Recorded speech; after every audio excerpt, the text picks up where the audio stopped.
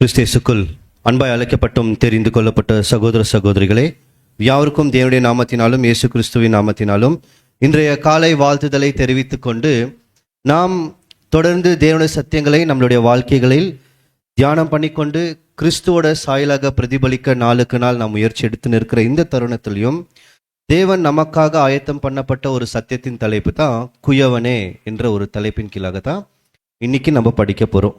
நீங்கள் ஒருவேளை இந்த தலைப்பின் கீழாக இந்த சத்தியத்தை ஏற்கனவே என்ன பண்ணியிருக்கலாம், கேட்டிருக்கிறதுக்கு வாய்ப்புண்டு. சிலர் கேட்டிருக்கலாம், பலர் கேட்காமலும் இருக்கலாம்.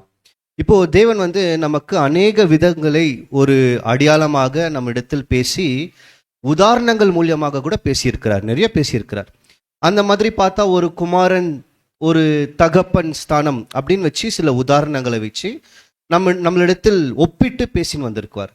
இன்னொரு இடத்துல எஜமானன், ஊழியக்காரன் அப்படியெல்லாம் என்ன பண்ணுறாருங்க, ஒவ்வொரு உருவகமாக நம்மளிடத்தில் பேசுகிறார்.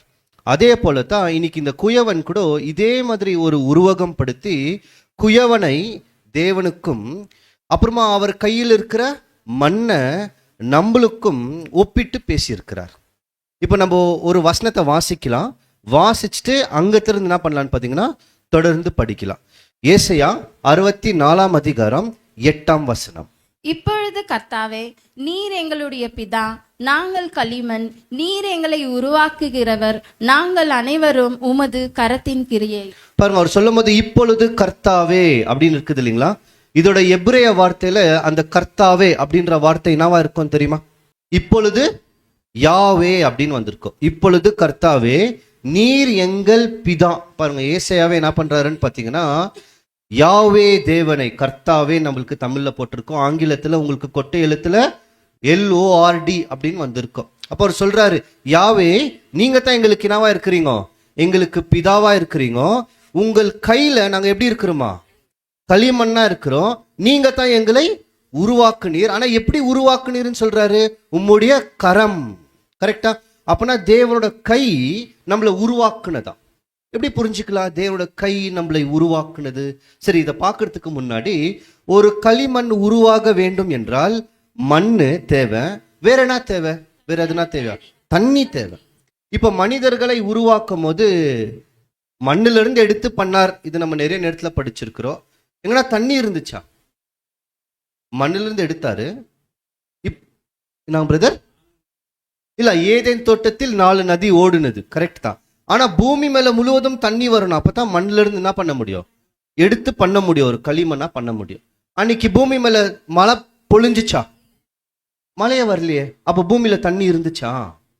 அப்படின்னா தண்ணி இருந்திருக்கா? வசனத்தை நம்ம வாசிக்கலாம். ஆதியாகமம் 2 அதிகாரம் 5 வசனத்துல ஒவ்வொன்னா பேசின்னு வரார். ஆதியாகமம் 2 அதிகாரம் 5 வசனம். நிலத்தினுடைய சகலவித செடிகளும் பூமியின் மேல் இன்னும் உண்டாக்கவில்லை. போதிருங்க. அப்பனா பூமி மேல இன்னும் எது வளரல? செடிகள் இன்னும் வளரல. அந்த தருணத்துல இந்த பூமிக்கு தண்ணி எப்படி வந்ததா அப்படின்னு பாத்தீங்கன்னா வாசிங்கள் 6 வசனம். ஆதியாகமம் 2 அதிகாரம் 6 வசனம். இப்பொழுது மூடு பனி பூமியில் இருந்து எழும்பி பூமியெல்லாம் நனைத்தது. அந்த மூடு பனி அப்படின்னு இருக்குது இல்லைங்களா, அது நம்ம மூடு பனின்னு சொல்லிட்டா நம்ம என்ன நினைக்குவோம்? பனி இல்ல, பனி. நம்ம என்ன நினைக்குவோம் அப்படின்னு பாத்தீங்கன்னா இந்த அதிகாலையில வர பாருங்க மிஸ்ட், அப்புறமா டியூ டிராப்ஸ், ஃபாக், இதெல்லாம் சொல்லுவோம் இல்லைங்களா. ஆனா ஆங்கிலத்துல உங்களுக்கு எப்படி இருக்கும்னு பாத்தீங்கன்னா பாருங்க, இங்க இருக்கோ ஸ்ப்ரிங்ஸ்ன்னு இருக்கும். ஸ்ப்ரிங்ஸ்னா என்னங்க, ஊற்று. அப்பனா ஊற்று வந்திருக்கா, பூமிக்குள்ளத்திருந்தா இருக்குது. இந்த மாதிரி ஊற்று அதுதான் பூமி என்ன பண்ணிருக்கா, நினைச்சிருக்கு. இப்போ இந்த மாதிரி இருக்கு. அப்ப பூமியில தண்ணியும் இருக்கு, மண்ணும் இருக்கு. இப்போ எதைத்தான் உருவாக்கணுமா? மனிதனை உருவாக்கணும். அதுதான் 7 வசனத்துல இப்பொழுது தேவன் என்ன பண்றாருன்னா மனிதனை மண்ணில இருந்து எடுத்து உருவாக்குறார். அப்போ அவர் ஆரம்பத்திலே எந்த வேலையை தேவன் செஞ்சிருக்கிறார் அப்படின்னா குயவனோட வேலை, அதாவது உருவாக்குற வேலை. அப்போ அதனால தான் சொல்லும் போது இப்பொழுது கர்த்தாவே, நீர் எங்கள் பிதா, நாங்கள் எப்படி இருக்கிறோம், களிமண். அப்பனா ஆதாம்ல இருந்து எப்படி தான் இருக்கிறோமா, களிமண். உம்முடைய கரம், உம்முடைய கை தான் எங்களை என்ன பண்ணுது, எங்களை உருவாக்குனது. அப்ப புரியுதுங்களா? அப்படின்னா ஆதியில என்ன ஆகுதுன்னு பாத்தீங்கன்னா ஒரு குயவனோட வேலையை செஞ்சுட்டார். இப்போ ஒரு நாள் என்ன பண்றாருன்னா தேவன் எரேமியாவை கூப்பிடுறார். கூப்பிட்டுட்டு, நீ நேரா ஒரு குயவனோட வீட்டுக்கு போ அங்க அனுப்புறார். ஒரு குயவனோட வீட்டுக்கு போ. அங்க ஒரு மனுஷன் என்ன பண்ணுவான்னு பார்த்தீங்கன்னா, அங்க ஒரு வேலை செஞ்சுன்னு இருக்குவான். நீ அங்க போ, அதுக்கப்புறமா நான் உன்னிடத்தில் பேசுறேன்னு சொல்லி எரேமியாவை குயவனோட வீட்டுக்கு அனுப்பிச்சு வைக்குவார். இப்போ எரேமியா கூட என்ன பண்ணுவாருன்னா, நேரா அங்கத்துல இருந்து அந்த குயவனோட வீட்டுக்கு போவாரு. போன அந்த குயவன் என்ன பண்ணின்னு இருக்குவார் பார்த்தீங்கன்னா, ஒரு திருகை நாளே அப்படின்னு ஒரு வீல் மதி வர தெரியுங்களா, அதுல போட்டு அவர் என்ன பண்ணியிருக்குவாருன்னா, அந்த மண் எடுத்து வணைந்து கொண்டு இருக்குவாரா. அதுல ஏதோ ஒரு உருவத்தை செஞ்சு நிற்குவார். உருவம் நம்ம ஒரு பொருளை செய்து கொண்டு நிற்குவார். இப்ப எரேமியா கூட அதை உட்காந்துக்குன்னு பார்த்துனே இருக்குவார். இவர் என்னவோ என்ன பண்றாரு, இவர் எதையோ செஞ்சு கொண்டு வந்துனே இருக்கிறார் அப்படின்னு பாக்குறாரு. இதெல்லாம் உங்களுக்கு எரேமியா 18ஆம் அதிகாரத்திலே உங்களுக்கு வரும். அவர் பார்த்துனே இருக்கிறாரு. இவர் எதையோ ஒண்ணு வடிவமைச்சுன்னு இருக்கிறாரு. அப்புறமா அந்த குயவன் செஞ்சுன்னு இருக்கிற இந்த பானை அந்த குயவன் எதிர்பார்த்த மாதிரி வரலையா, வேற மாதிரி வந்துட்டு இருக்கு, அல்லது ஒடிஞ்சிட்டு இருக்கு, உருவாக்க முடியல. இப்போ உடனே அந்த குயவன் என்ன பண்றாருன்னா, அந்த மண்ணை மீண்டும் குழப்பி போட்டுறாரு. அதாவது மண்ணை மீண்டும் பிசைஞ்சு வேற பானையை உருவாக்க முயற்சி செய்யறாரு. இப்ப ஏற்கனவே உருவாக்கின்னு வந்துட்டாரு, அது சரியா என்ன வரல. அதனால அதை எடுத்து போட்டு அதே மண்ணின் மூலியமாக இன்னொரு பானையை உருவாக்க தொடங்குறாரா. இதை யார் பார்த்து நிற்கிறது? எரேமியா பார்த்து நிற்குவார். இப்ப இந்த காட்சியை பார்த்த பின்பு தேவனோட வார்த்தை எரேமியா இடத்தில் வந்து இந்த உதாரணத்தை வச்சு எரேமியாவுக்கு ஒரு பாடத்தை சொல்வார், ஒரு சத்தியத்தை சொல்வார். வாசிக்கலாம். எரேமியா 18ஆம் அதிகாரம் 4ஆம் வசனம். எரேமியா 18ஆம் அதிகாரம் 4ஆம் வசனம். குயவன் வனைந்து கொண்டிருந்த மண்பாண்டம் அவன் கையில் கெட்டு போயிற்று. அப்பொழுது அதை திரும்பமாய் செய்யும்படிக்கு தன் பார்வைக்கு சரியாய் காணப்படி குயவன் அதை திரும்ப வேற பாண்டமாக வனைந்தான். இப்போ வேற பாண்டமாக பண்ணி நிற்கிறார். இதெல்லாம் யார் பார்த்து நிற்கிறதா? எரேமியா பார்த்து நிற்கிறார். இப்போ தேவன் என்ன பண்றாருன்னா, எரேமியா கிட்ட போயிட்டு இந்த பானை, இந்த மண்ணு, அப்புறமா அந்த குயவன் கெட்டு போனது மீண்டும் உருவாக்குறத அடையாளப்படுத்தி சொல்வார். அப்பனா இந்த மண்ணுனா யாரு, கெட்டு போனது யாரு, உருவாக்கின இருக்கிறவர் யாரு, மீண்டும் உருவாக்கப்பட்ட அந்த பானை எதுன்னு சொல்லிட்டு 6ஆம் வசனத்திலே பேசுவார். வாசிக்கலாம். எரேமியா 18:6. எரேமியா 18ஆம் அதிகாரம் 6ஆம் வசனம். இஸ்ரவேல் குடும்பத்தாரே, இந்த குயவன் செய்தது போல நான் உங்களுக்கு செய்யக்கூடாதோ என்று கர்த்தர் சொல்லுகிறார். இதோ இஸ்ரவேல் வீட்டாரே, களிமண் குயவன் கையில் இருக்கிறது போல நீங்கள் என் கையில் இருக்கிறீர்கள். இப்ப யார் தான் அந்த களிமண்ணா? நாமளா? வசனத்துல என்ன சொல்லுச்சுங்க? நாம நான் சொல்லுச்சு இஸ்ரேல் தேசம், இஸ்ரேல் குடும்பத்தார். இஸ்ரேல் குடும்பத்தார்னா இஸ்ரேல், யாக்கோப் இருந்தார் இல்லைங்களா, அவரோட குடும்பம்னா அவரோட வம்சம். அப்படின்னா தேவனோட கையில இஸ்ரேல் வீட்டார் எப்படி இருந்திருக்கிறாங்கன்னா, ஒரு மண் மாதிரி இருந்திருக்கிறாங்க, களிமண் மாதிரி. ஆனா அவர் நினைச்சு உருவாக்குன அந்த பாத்திரமாக மாறினாங்களா? கொஞ்சம் பாருங்க. அந்த வசனத்தின் பிரகாரம் மாறல. அதனால தேவன் என்ன செய்யறாரா, இப்ப அத குழப்பி போடுறாரு. அதாவது அது கெட்டு போச்சு.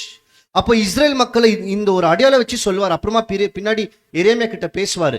எரேமியா, நீ ஒரு மண் பானத்தை எடுத்துன்னு போ, யூதா வீட்டார்கிட்ட போய் நீ இந்த மண் பானத்தை ஒடிச்சு போட்டு நீங்கள் இந்த மாதிரி ஒடிக்கப்படுவீர்கள். வேற ஜாதிகள் வந்து உங்களை என்ன பண்ணுவாங்க, உங்களை தேசத்துக்கு எடுத்துன்னு போயிடுவாங்கன்னு சொல்லி எரேமியா காலத்துல வந்து தான் நேபுகாத்நேச்சர் ராஜா, பாபிலோன் ராஜன் அங்க இருந்து வராரா, வந்து இவங்க எல்லாத்தையும் என்ன பண்ணிட்டாரு, சிறைக்கு பிடிச்சுன்னு போயிட்டாரு. அதுக்கப்புறமா இவங்க திருப்பி தேசத்துக்கு வந்தாங்களா சுதந்திரவாளிகளா? வரவே இல்லை. பாபிலோனுக்கு அப்புறமா மேதோ பர்ஷியா ராஜ்யத்துல கோரேஸ் வந்து சில அனுமதி கொடுத்தாரு. ஆனா இவர்கள் எல்லாருமே வரல. இவர்களுக்கு அந்த தேசம் மீண்டும் சுதந்திரமா கிடைக்கல. அந்த தேசம் பர்ஷியர்கள்கிட்ட தான் இருந்துச்சு. அப்புறமா கிரேக்கர்கள்கிட்ட போச்சு, ரோமர்கள்கிட்ட போச்சு. ரோமர்களுக்கு பின்னாடி இவர்கள் அந்த நாடை விட்டே வெவ்வேறு தேசமா பிரிஞ்சு போனாங்க. 2000 வருஷமா இல்ல, இப்போதான் என்ன இருக்கிறாங்கன்னு பாத்தீங்கன்னா சுதந்திரம் அடைஞ்சு வீடு திரும்பி இருக்கிறாங்க. அப்பனா இவங்க மண் பாண்டங்களை போல என்ன ஆயிட்டாங்க, ஒடிக்கப்பட்டார்கள். இப்ப தேவன் கையில இருந்தாங்களா களிமண்ணாக, ஒரு உருவமாக உருவாக்கலாம் அப்படின்ட்டு பானையை செஞ்சுனே வந்தாரா, மண் என்ன ஆயிடுச்சா, கெட்டு போச்சு. இப்போ அதே மண் எடுக்கிறார், எடுத்து வேற ஒரு பானையை உருவாக்குறார். யார் அந்த மண்ணு பார்த்தோம்? மண் யார்? மண்ணு மனிதர்கள். கரெக்டா? உருவாக்குன முதல் பானை இஸ்ரேல் வீட்டார். அதே மண்ணை வச்சு உருவாக்கி நிற்கிற இரண்டாம் பானை யாரு? புறஜாதிகள். நாம் வந்திருக்கிறோம். இப்போ நமக்கும் அதே மாதிரி தான். இஸ்ரேல் மக்கள் அவங்க இவர் உருவாக்குற அந்த வடிவத்துக்கு என்னாவல இசைந்து கொடுக்கல. இப்ப நாம கூட இருக்கிறோம், நம்மளே உருவாக்கி நிற்கிறாரா, நாம கூட இசைந்து கொடுக்கலனா என்ன நடக்கும்? என்ன பண்ணுவார்? ஒடிச்சு போட்டுடுவார். அப்போ நாம இருக்கிற இடத்துல இன்னொருத்தவங்க என்ன ஆவாங்கன்னு பார்த்தீங்கன்னா அவர்கள் வருவார்கள். நாம வெளியே போவோம் அல்லது இங்க இருந்தே மனநிலைமையில தூங்கிடுவோம், பின்னிட்டு போய்விடுவோம். நம்மளுடைய இடத்துக்கு வேற ஒருத்தர் வருவார். ஏன்னா தேவன் உருவாக்கினே இருக்குவார். அந்த சக்கரம் சுத்தி கொண்டே இருக்கும். அது மட்டும் என்னாவாதுன்னு பார்த்தீங்கன்னா நிக்காது. இப்போ இதுதான் இந்த குயவன் அப்படின்ற இந்த தலைப்புக்கு ஒரு அறிமுகம்.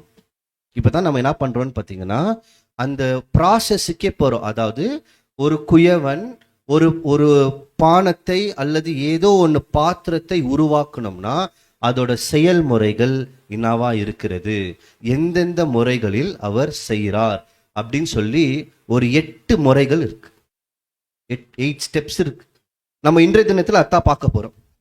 ஒவ்வொரு முறைகளா பார்க்கிறோம். இப்ப குயவன் எடுத்து ஒரு பானை உருவாக்கணும்னா அவர் முதல் என்ன பண்ண வேண்டியதா இருக்கு?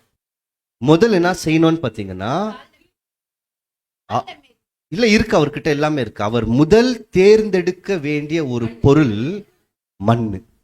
மண் இருந்தா தான் என்ன பண்ண முடியும்?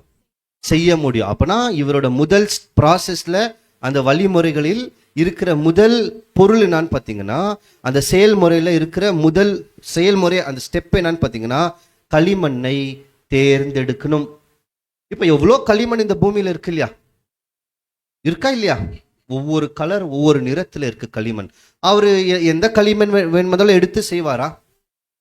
அதுக்குன்ட்டு ஒரு களிமண் இருக்கா. அந்த களிமண் என்ன பண்ணோன்னு பார்த்தீங்கன்னா தேடி போனோம். அந்த களிமண் கிடைச்சாதான் அந்த களிமண்ல உருவாக்க முடியும். சரியா? அதுல ரொம்ப மிக முக்கியமான அந்த மண்ணுக்கு தேவையான ஒரு தன்மை என்னான்னு பார்த்தீங்கன்னா பாருங்க, இந்த முதல் ப்ராசஸ் இருக்குது இல்லைங்களா, மண்ணை தேர்ந்தெடுக்கிறது, அதாவது களிமண்ணை தேர்ந்தெடுக்கிறது. அதுலயே உள்ள ஒவ்வொன்றா போலாம். அதுலயே போனா இவர் பண்ண வேண்டிய முதல் வேலை என்னன்னு பார்த்தீங்கன்னா மென்மையான களிமண்ணை தேர்ந்தெடுக்கணும். அந்த களிமண் எப்படி இருக்கணும்?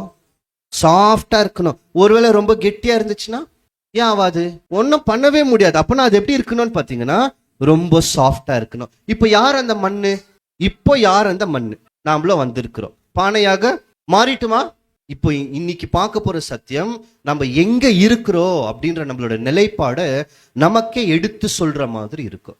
இப்போ அந்த மண் எப்படி இருக்கும்? களிமண் எப்படி இருக்கணும்னு பார்த்தீங்கன்னா ரொம்ப மென்மையா இருக்கணும், ரொம்ப சாஃப்டா இருக்கணும். இதை பவுல் என்ன பண்றாருன்னா எபிரேயர்களுக்கு ஒப்பிட்டு பேசுவார். இந்த எபிரேயர்களோட காலப்பகுதியில் கவனிச்சு பார்த்தீங்கன்னா இஸ்ரேல் தேசத்தை வனாந்திர பயணத்துல வழிநடத்தினே வந்தாரா? எவ்வளவு வருஷம் வழி நடத்தினாரு? 40 வருஷம் வனாந்திர பயணத்துல இருந்தாங்க. அந்த 40 வருஷமும் இஸ்ரேல் மக்கள் அவங்களுடைய இருதயத்தை எப்படி வைத்து கொண்டிருந்தாங்கன்னு பார்த்தீங்கன்னா மென்மையா வைக்கலையா, கடினமா வச்சாங்களாம். அதனால நமக்கு சொல்வாரு, இன்றைய தினத்துல நாம் அவரோட சத்தத்தை கேட்டோம் என்றால் இருதயத்தை என்ன பண்ணாதீங்கன்னு சொல்வாருன்னா கடினம் படுத்தாதீர்கள். வாசிக்கலாம். எபிரேயர் 3ஆம் அதிகாரம் 14ஆம் வசனம். எபிரேயர் 3ஆம் அதிகாரம் 14ஆம் வசனம்.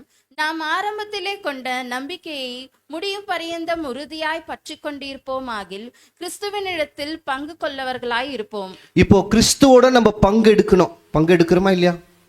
பங்கு கொண்டு போகிறவர்களா இருக்கிறோமா இல்லையா? இருக்கணும்னா இந்த வசனத்தின் பிரகாரம் என்ன செய்யணுங்களா? கவனிக்கிறீங்களா?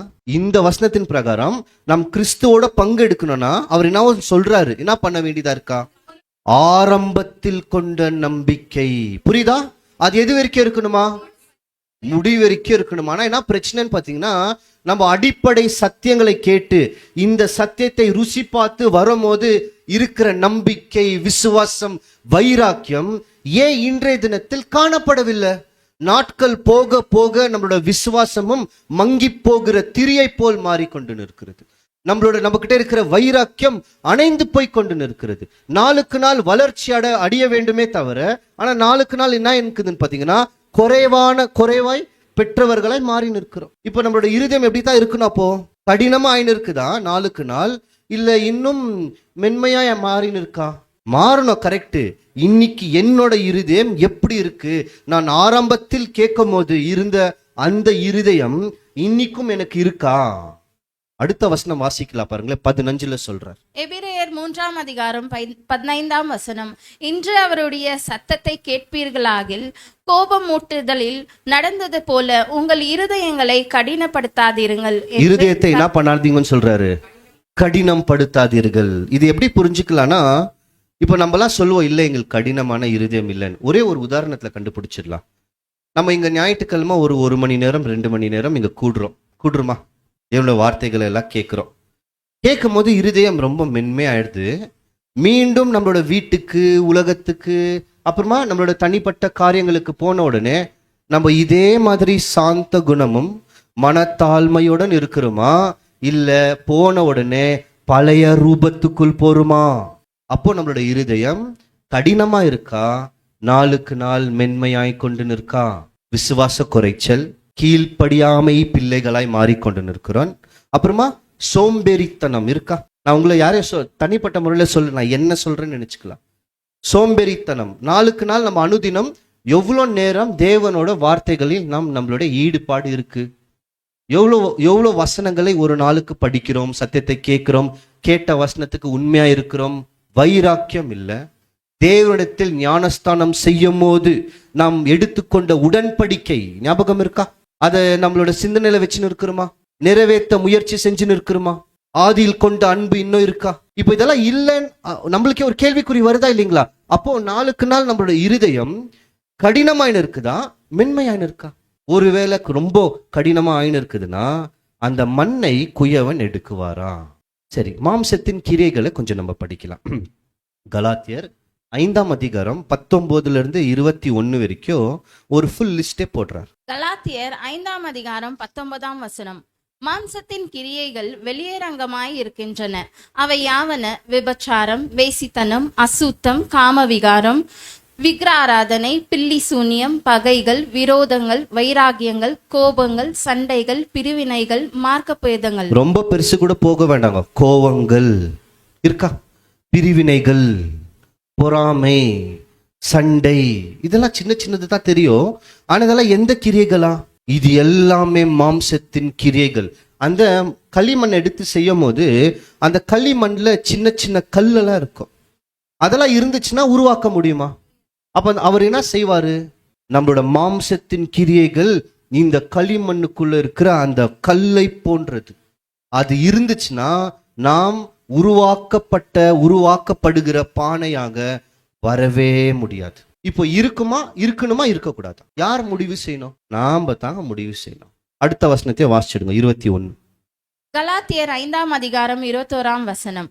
பொறாமைகள், கொலைகள், வெறிகள், களியாட்டுகள் முதலானவைகளே, இப்படிப்பட்டவைகளை செய்கிறவர்கள் தேவனுடைய ராஜ்யத்தை சுதந்தரிப்பதில்லை என்று முன்னே நான் சொன்னது போல இப்பொழுது உங்களுக்கு சொல்லுகிறேன். இப்போ இது எல்லாமே நான் பாத்தீங்கன்னா நமக்குள்ள இருக்கிற அந்த சின்ன சின்ன கற்களை போல் இது எல்லாத்தையுமே வெளியே நீக்கலாமா வேண்டாவா?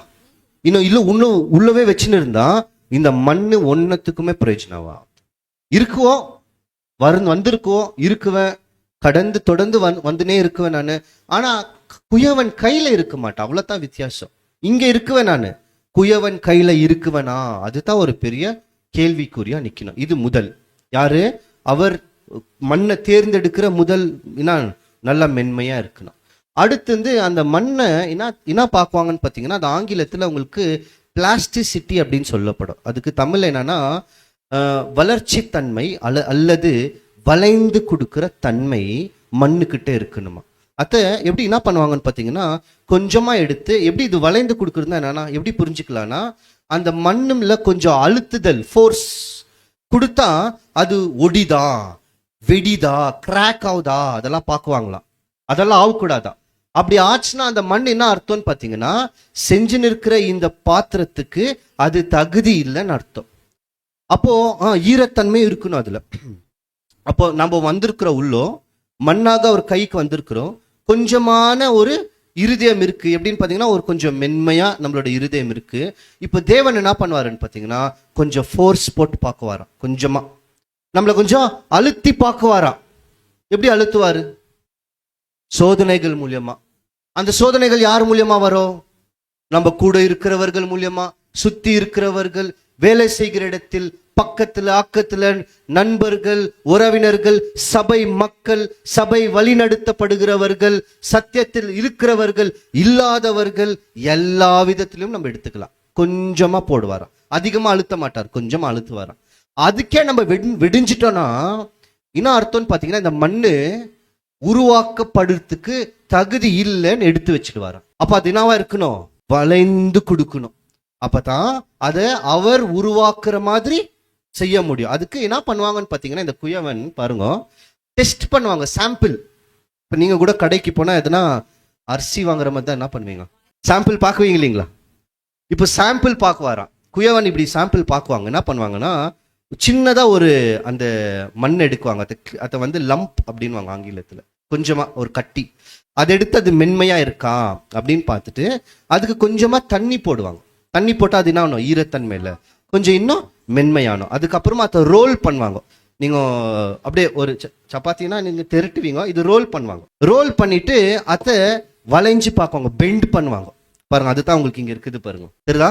பெண்ட் பண்ணி பார்க்குவாங்க. பெண்ட் பண்ணா அது என்ன ஆகக்கூடாதுன்னா அது வெடியக்கூடாது. அதுக்கப்புறமா அதுக்குள்ள எந்த விதமான வெடிப்பு வரக்கூடாது. இதெல்லாம் இருந்தா தான் என்ன அர்த்தம்னு பார்த்தீங்கன்னா, அந்த மண்ணு யூஸ் ஆகும், இல்லைன்னா யூஸ் இல்லை. இப்போ நாம கூட உள்ள வந்திருக்கிறோம், மண்ணாக வந்திருக்கிறோம்.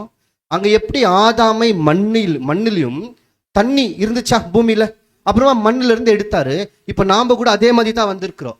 மண்ணாகிய இந்த மனிதன் ஞானஸ்தானம் என்ற தண்ணீர் வழியாக வெளியே வந்திருக்கிறோமா? இப்ப நம்மள கொஞ்சம் கொஞ்சம் ஈரோ ஒட்டின்னு இருக்கு. இப்ப நம்மள பாக்குறாரு, நம்மளோட இருதயம் எப்படி இருக்கு? மென்மையா இருக்கா அல்லது கடினமா இருக்கா? அப்ப மென்மையா இருந்தா தான் எடுக்குவார். எடுத்துட்டு அப்புறமா கொஞ்சமான சோதனை, இதுதான் சாம்பிள் மாதிரி. நம்ம ஞானஸ்தானம் எடுத்து வந்து சில நாட்கள், சில வருஷங்கள், ஆனா இது எல்லாருக்குமே வராதுங்க. ஞானஸ்தானம் எடுத்த எல்லாருக்குமே வருமானா வராது. யாருக்கு தெரியுங்களா வரும்? யாருக்கு வரும்? சின்ன டெஸ்ட், அதாவது சிறிய சோதனை யாருக்கு வரும்?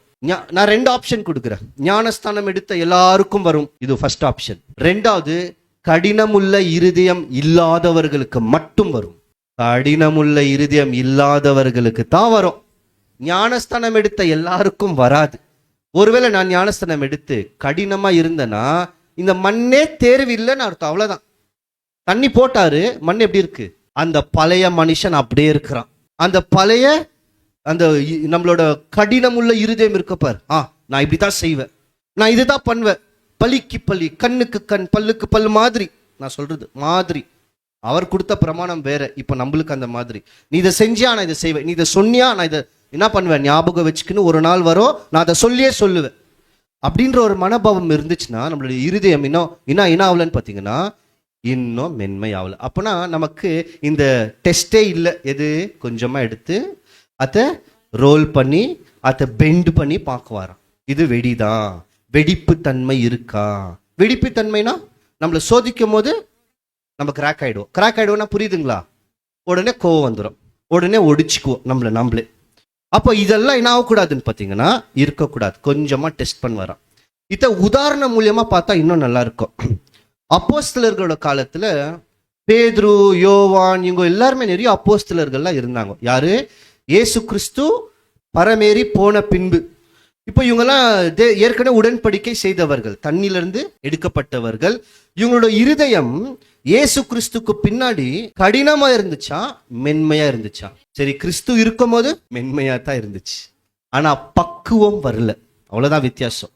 பக்குவம் இல்ல, மென்மையா தான் இருந்துச்சு. எப்படி மென்மையா இருந்துச்சுன்னா, கிறிஸ்து சாப்பாடு சாப்பிடாம 3 நாள் இருந்தாரா? எங்க? கரெக்ட், அவர் மேல மலப்பிரசங்கம் பண்ணின்னு இருக்கிறார், சாப்பிடவே இல்லை. நம்ம இங்க ஒரு மணி வரைக்கும் நம்ம பேசின்னு இருக்குவோம். இங்கெல்லாம் ஒன் டே கன்வென்ஷன் மாதிரி ஆகும் இல்லைங்களா அப்பப்போ. அப்போ இங்க கரெக்டா ஒரு மணி 2 மணி ஆன உடனே எல்லாருமே என்ன பண்ணுவோன்னு பார்த்தீங்கன்னா வாட்ச் பார்க்க தொடங்கிடுவோம். ஏன்? இப்போ நமக்கு இருக்கிறது மென்மையான இருதயமா, அப்போஸ்தலர்களுக்கு கிறிஸ்து காலத்தில் இருந்தது மென்மையான இருதயமா?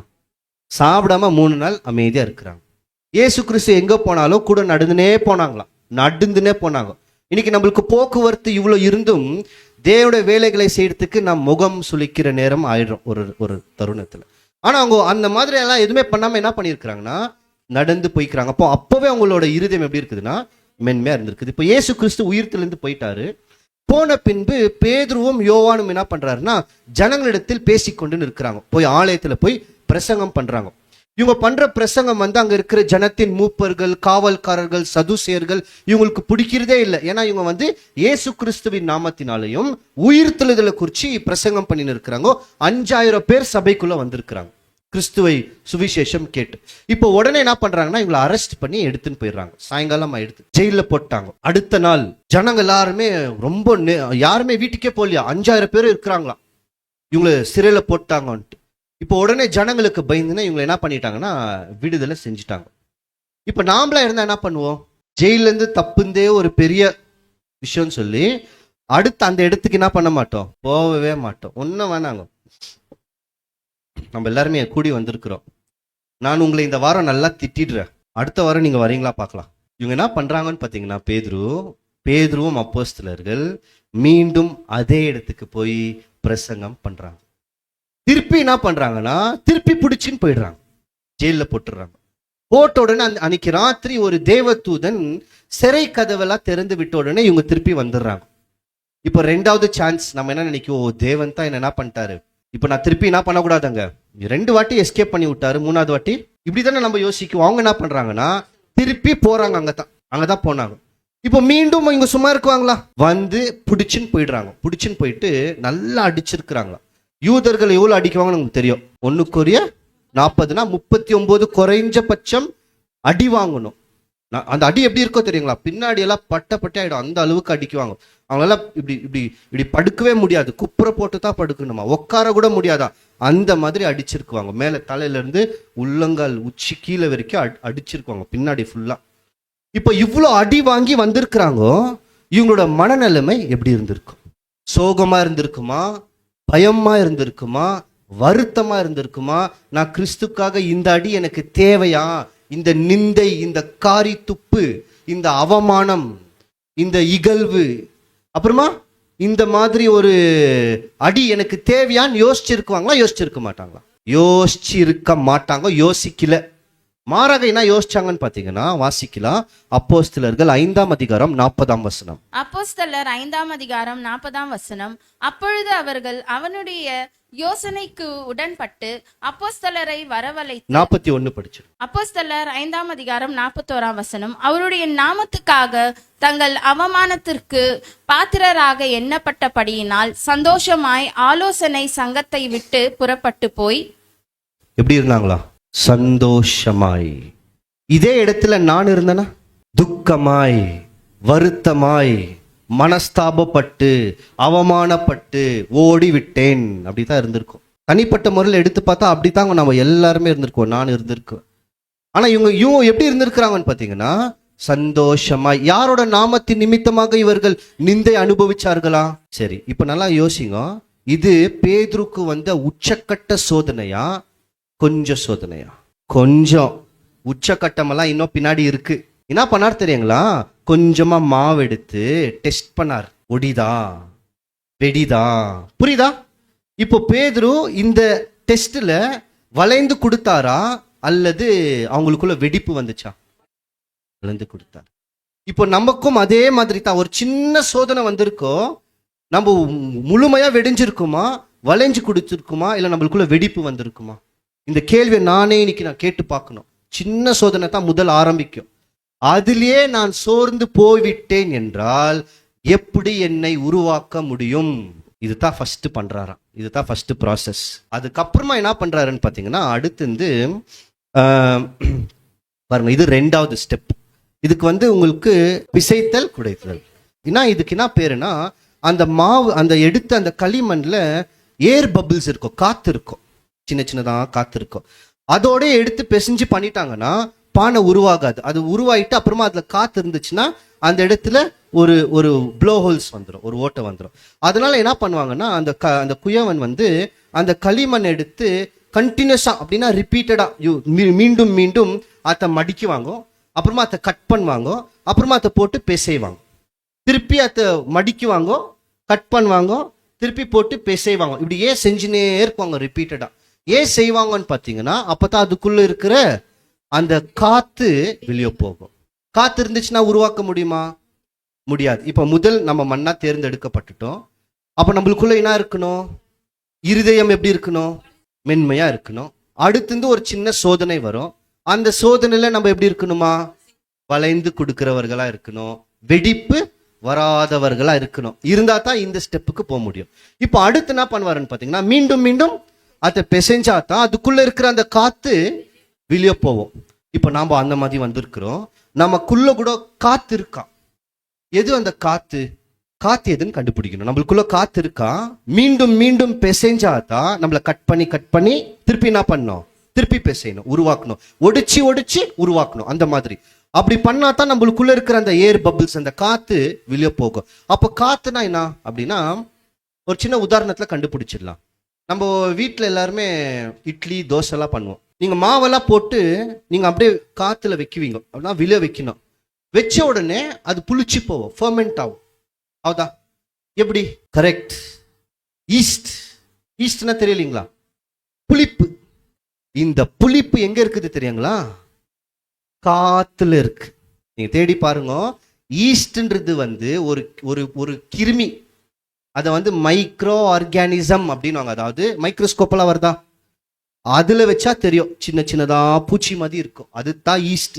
அது எங்க இருக்குதுன்னா காத்துல இருக்கு, நம்மளை சுத்தி இருக்கு, கண்ணுக்கே தெரியாது. அது என்ன பண்ணோம்னா ஒரு விஷயத்தை புளிக்க வைக்கும். கரெக்டா? இப்ப மாவு நம்மளுக்குள்ள என்ன இருக்குன்னு பாத்தீங்கன்னா புளிப்பு இருக்கு. அதை வெளியே எடுக்கணும். வெளியே எடுத்தா தான் அடுத்த ஸ்டெப்புக்கு போக முடியும். அப்போ புளிப்பு இருக்கா? வெளியே எடுக்கணுமானா இதை தான் பவுல் சொல்றாரு. நம்முடைய பஸ்காவாகிய கிறிஸ்து நமக்காக என்ன இருக்கிறாரு? பலியிடப்பட்டிருக்கிறாரு. பழைய புளிப்பு அல்லாமல் பேசுவார். அந்த புளிப்பை பத்தி சொல்லின்னு வருவார். வாசிக்கலாம். 1 கொரிந்தியர் 5ஆம் அதிகாரம் 7 மற்றும் 8. 1 கொரிந்தியர் 5ஆம் அதிகாரம் 7ஆம் வசனம். ஆகையால் நீங்கள் புளிப்பில்லாதவர்களாய் இருக்கிறபடியே புதிதாய் பிசைந்த மாவாய் இருக்கும்படிக்கு பழைய புளித்த மாவை புறம்பே கழித்து போடுங்கள். ஏனெனில் நம்முடைய பஸ்காவாகிய கிறிஸ்து நமக்காக பலியிடப்பட்டிருக்கிறாரே. பழைய புளித்த மாவு, பழைய புளிப்புள்ள மனுஷன் என்ன பண்ணுங்க? களைத்து போடுங்கள். ஆனா உள்ளவே இன்னைக்கு யார் இன்னும் இருக்கிறான்னு பாத்தீங்கன்னா, பழைய புளித்து போன மனுஷன் இன்னும் உள்ள இருக்கிறான். அப்பப்ப செய்யறானா அவனோட வேலைகள், பழைய வேலைகள், பழைய சிந்தனைகள் வருதுன்னா என்ன அர்த்தம்னா நம்மளுக்குள்ள இன்னும் என்ன இருக்குங்களா? புளிப்பு இருக்கு, இன்னும் காத்து இருக்கு. அதை வெளியே நீக்கணும். நீக்கலன்னா மாவை உருவாக்க முடியாது, அதாவது மண்பாண்டத்தை செய்ய முடியாது. 8ஆம் வசனம். 1 கொரிந்தியர் 5ஆம் அதிகாரம் 8ஆம் வசனம். ஆதலால் பழைய புளித்த மாவோடு அல்ல, துர்குணம் பொல்லாப்பு என்னும் புளித்த மாவோடும் அல்ல, துப்புரவு உண்மை என்னும் புளிப்பில்லாத அப்பத்தோட பண்டிகையை ஆசரிக்க கடவோம். துர்குணம் இருக்கக்கூடாதா? துர்குணம், நற்குணம். நற்குணம் இருக்கணும், துர்குணம் இருக்கக்கூடாது. எது அந்த துர்குணம்? கொஞ்ச நேரத்துக்கு முன்னாடி மாம்சத்தின் கிரைகள் படிச்சு இல்லைங்களா ஒரு லிஸ்ட்? அது ஃபுல்லாவே துர்குணமா. இந்த துர்குணம், பொல்லாப்புனா என்ன அர்த்தம்னு பாத்தீங்கன்னா விக்கெட்னஸ் அர்த்தம். விக்கெட்னா தெரியுங்களா? பொல்லாதவன். யார் அந்த பொல்லாதவன்? சாத்தான். சாத்தானின் குணலட்சணம் தான் பொல்லாப்பு, விக்கெட்னஸ். ஏன்னா அவன் தான் விக்கெட் ஒன் அப்படின்னு பேசும். இதெல்லாம் யாருக்குள்ள இருக்கக்கூடாதா? நம்மளுக்குள்ள இருக்கக்கூடாது. அதனால தான் என்ன பண்றாருன்னா மீண்டும் வெட்டுறாருன்னா எப்படி வெட்டுவாரு? சில நேரத்துல நம்ம யோசிக்குவோம், சத்தியத்துக்குள் வரத்துக்கு முன்னாடி நிறைய நண்பர்கள், நிறைய பேர் சுத்தி இருக்குவாங்க. ஆனா ஒரு கால பகுதியில் அவங்க எல்லாம் என்ன ஆயிட்டு இருக்குவாங்கன்னு பாத்தீங்கன்னா கட் ஆயிட்டு இருக்குவாங்க. அவங்க எல்லாருமே போயிட்டு இருக்குவாங்க. நம்ம கூட இருந்த அந்த பழைய விசுவாசத்தில் நிறைய ஐக்கியத்துல நிறைய பேர் இருந்திருக்குவாங்க. இன்னமும் தேவனை யாருன்னு தெரியாதவர்களால் இருந்திருக்குவாங்க. அவங்களாம் என்ன ஆயிட்டு இருக்குவாங்கன்னு பாத்தீங்கன்னா எல்லாம் கட் ஆயிட்டு இருக்காங்க. கட் பண்ணினே வருவாரா, கட் பண்ணுவாரா, மீண்டும் போட்டு மீண்டும் பிசைவார். மீண்டும் ஒரு சின்ன அழுத்துதல் கொடுக்கணும். அப்பதான் என்ன ஆகும்? ஒட்டோ அந்த மாதிரி செஞ்சுனே இருக்கணும். இடையில தண்ணி போட்டுக்குவாங்க. அப்ப என்ன வரணும்? சத்தியம், தேவனோட வசனம் போட்டு நம்மள பிசைஞ்சா அடுத்த ஸ்டெப்புக்கு போ தயார். இப்ப மாவு என்னவா இருக்கு? தயார். அப்பனா மாவு நம்ம வந்திருக்கிறோம் மண்ணாக. மண்ணுக்குள் முதல் எப்படி இருக்கணும்னா இந்த இருதயம் மென்மையா இருக்கணும், கடினம் படுத்தக்கூடாது. அதாவது கேட்ட சத்தியத்தின் பிரகாரம் நடுக்கிறவர்களா இருக்கணும். அதுதான் கடினம் படுத்தாதீர்கள் என்ற அர்த்தம். நம்ம கேட்டு நடுக்கலனா கடினம்னு அர்த்தம். கேட்டு நடந்தால் மென்மைன்னு அர்த்தம். புரியுதா? அடுத்து என்ன பண்றாரு? ஒரு சின்ன சோதனை, டெஸ்ட் பண்றாரு. நம்ம கிராக் எதுனா வருதான். அதுலயும் நம்ம உறுதியானா மூன்றாவது நம்மளுக்குள்ள இருக்கிற புளிப்பை வெளியே எடுக்கணும். எடுத்துட்டாத்தா இப்போ அந்த அந்த மண்ணு தயாராயிடுச்சு. அதுக்கு பேர் தான் லம்ப். இப்போ ரெடி ஆயிடுச்சு. இப்போ என்ன பண்ணலாம்? இதுல பானையை உருவாக்கலாம். இப்போ பானையை உருவாக்க போறாராம். எப்படி பானையை உருவாக்குறாருன்னு பார்த்தீங்கன்னா, அந்த சக்கரத்துல வைக்கணும். சக்கரத்தின் மையத்தில் வைக்கணும், சென்டர்ல வைக்கணும். சைட்ல வச்சா வராது, சென்டர்ல தான் வைக்கணும். மையத்துல வச்சு அவர் என்ன பண்ணணும்னு பார்த்தீங்கன்னா உருவாக்கணும். அந்த அந்த பானையை உருவாக்கணும். அப்பனா மையம் என்றால் என்ன, சக்கரம் என்றால் என்ன? சக்கரத்தின் மையத்துல வைக்கிறார். புரியுதா? சக்கரத்தின் மையப்பகுதி. அப்போ மையப்பகுதினா எதை குறிக்கும்? சென்டர். இங்கிலீஷ்ல சொல்றீங்க, கரெக்ட். மையப்பகுதினா பைபிள்ல ஏதாவது சொல்றாரா அப்படின்னா கிட்ட சொல்றீங்க சிஸ்டர். இந்த மையப்பகுதியை தேவன் ஒரு இடத்துல, ரெண்டு இடத்துல காமிக்கிறாரு. ஒவ்வொன்றா நம்ம பார்க்கலாம். இஸ்ரேல் மக்களை வனாந்திரத்துல கூப்பிட்டுட்டார். காணாத இவங்க எகிப்துல இருந்து வந்துட்டாங்க. இஸ்ரேல் மக்களோட கூடாரம் 12 கோத்திரம் இருந்தாங்க இல்லைங்களா? அவங்களாம் என்ன பண்ணோம்? சுத்தி கூடாரம் போடணும். சுத்தி கூடாரம் போட்டுட்டு அதுக்கு சென்டர் மைய பகுதியில ஒன்ன வைக்க சொன்னார் தேவன். டபர்னக்கல், ஆசாரிப்பு கூடாரம். வந்துதா? வந்துச்சு. ஏன் மையத்துல வச்சாரு? சைட்ல எல்லாம் வைக்கலாம் இல்லையா? ஏன் சென்டர்ல வைக்கணும்? இதுக்கு உலக பிரகாரமான ஒரு உதாரணம் பார்த்தா கண்டுபிடிச்சிடலாம். இன்னைக்கு நீங்க பாட்டு மேடைகள்லாம் பார்த்தீங்கன்னா சில கச்சேரிகள் இல்லைன்னா டான்ஸு, அதுக்கப்புறமா பாடல், சில நிகழ்ச்சி ஏதோ ஒன்று ஆகுதுன்னு வைங்களேன். யாரை நீங்க அதிகமாக ஃபோக்கஸ் பண்ணுவாங்க ஜனங்க? சைடில் இருக்கிறவங்களா, சென்டர்ல இருக்கிறவங்களா? சென்டர். ஏன்? அதுக்கு தான் சென்டர் ஆஃப் அட்ராக்ஷன் அப்படின்னு சொல்லுவாங்களா? அதுக்கு தான் சென்டர்ல நிக்க வைக்குவாங்க. அவங்கள ஒண்டி நிக்க வைக்குவாங்க. நல்லா நல்லா தேர்வு பயிற்சி பெற்றவர்கள் அவங்க என்ன இருக்குவாங்க? சென்டர்ல இருக்குவாங்க. அப்போ எல்லாரோட பார்வை எங்க போனோன்னு விரும்புவாங்க? சென்டர். புரியுதா? இப்போ அப்படியே இங்க வாங்கோ. எல்லா ஜனங்களுக்கு மத்தியில தேவனோட பிரசன்னம் இருக்குதுன்னா தேவன் என்ன விரும்பினார் தெரியுங்களா? ஜனங்களே, உங்களுக்கு மெயின் கண் பார்வை அது எப்படி? சென்டர்ல தான் எல்லாரும் பார்க்குவாங்க இல்லையா? ஒரு பெரிய நிகழ்ச்சி நடந்தா கூட நடுவில் இருக்கிறவங்கள தான் பார்க்குவாங்க. அந்த மாதிரி உங்களோட வாழ்க்கையில மைய பகுதியாக நீங்கள் யாரை வைக்க வேண்டும் என்றால் என்னை வைக்க வேண்டும் என்பதற்கு தேவன் சென்டர்ல அவரோட பிரசனத்தை வச்சார். புரியுதா? புரியலையா? இன்னொரு சொல்லணுமா? இது தேவன் சென்டர்ல இருந்தாருன்னா நம்மளோட கவனம் எங்க இருக்கணும்? நாம சென்டர்ல இருந்தா இல்ல, நான் கேட்கிற கேள்வி புரிஞ்சுக்கோங்க. தேவன் சென்டர்ல இருந்தாருன்னா நம்மளோட கவனம் எல்லாமே யார் மேல இருக்கணும்?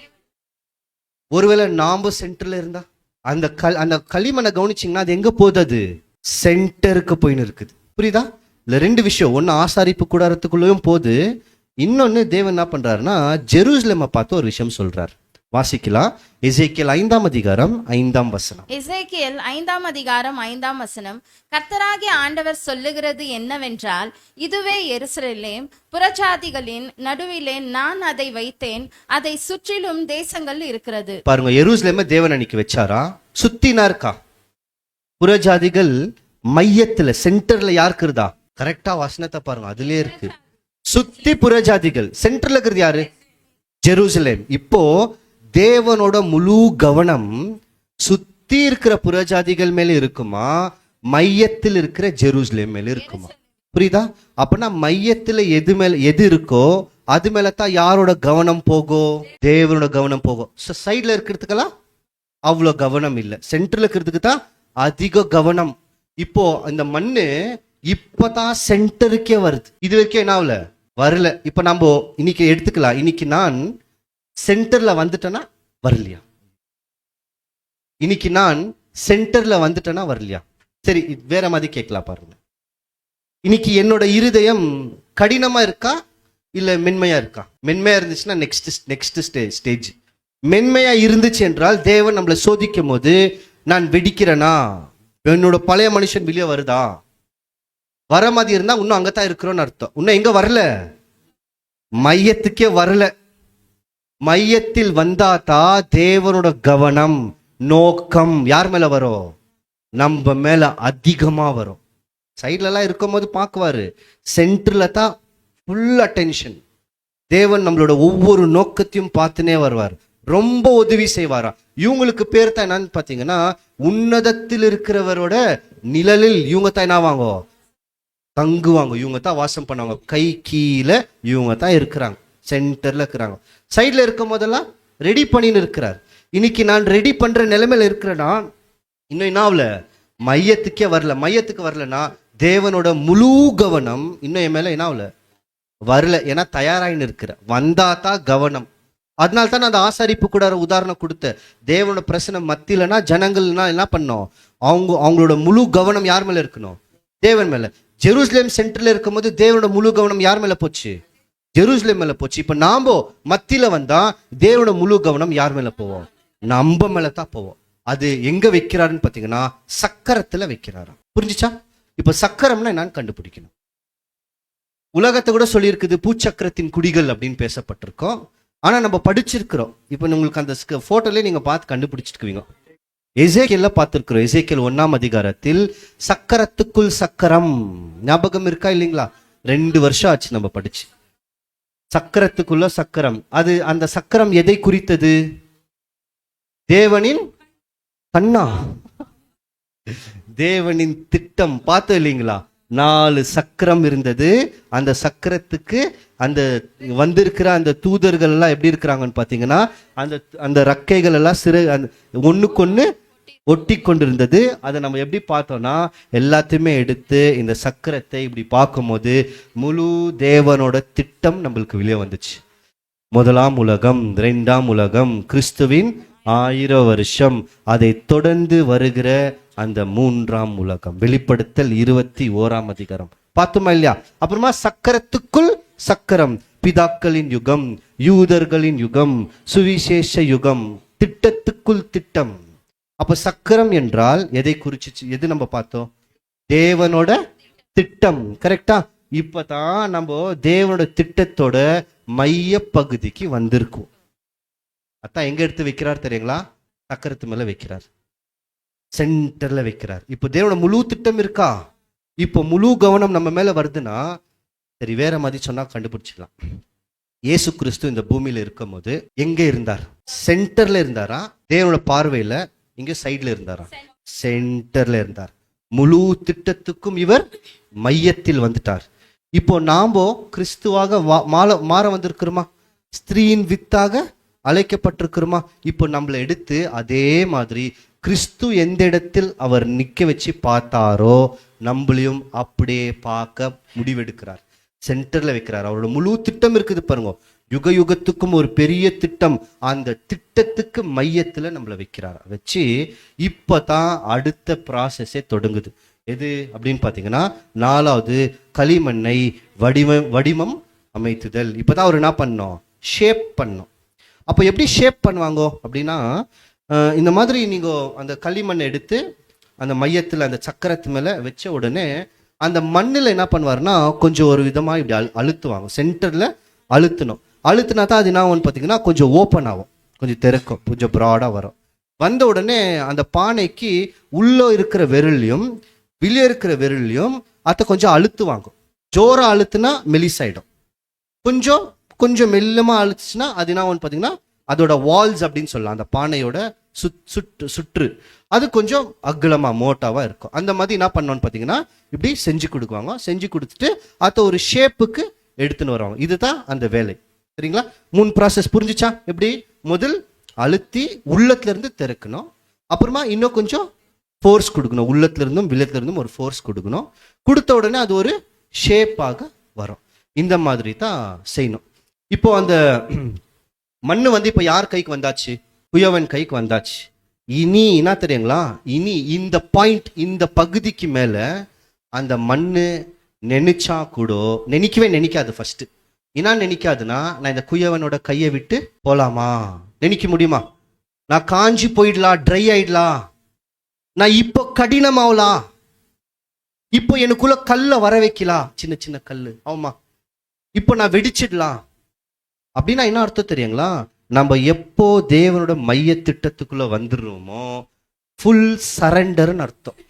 முழுமையான அர்ப்பணிப்பு. அப்பதான் நடக்கும். முழுமையாக அந்த மனிதர்கள் தங்களை தேவனத்தில் முழுமையாக அர்ப்பணிச்சிருப்பார்கள். அவர் எப்படி உருவாக்க நினைச்சாலோ அவங்க என்ன பண்ணுவாங்களாம்?